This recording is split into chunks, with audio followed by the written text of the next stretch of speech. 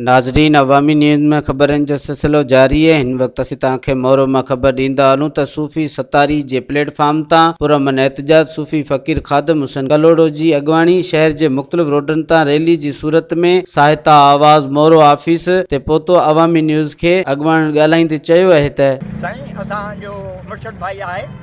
सूफी संतोष कुमार, जेको नंढो गुलाम अली जो रहंदड़ आहे, जेको उते जे ज़मींदारनि खे which colour भाण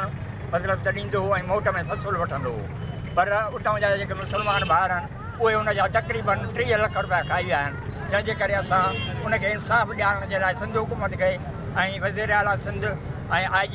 Sindh police Badin इंतिज़ामिया नंढो गुलाम अली इंतिज़ामिया खे इल्तिजा था कयूं त महिरबानी करे सूफी संतोष कुमार सां इंसाफ़ कयो ऐं उतां जे टक जे MNA मोहतरम मीर गुलाम अली टालपुर साहब खे असीं गुज़ारिश था कयूं त असांजे हिन सूफी संतोष कुमार जो इंसाफ़ कयो। मज़ीद खबरों और तफसीलात के लिए विजिट करें हमारी वेबसाइट www.awamiNewsHD.com।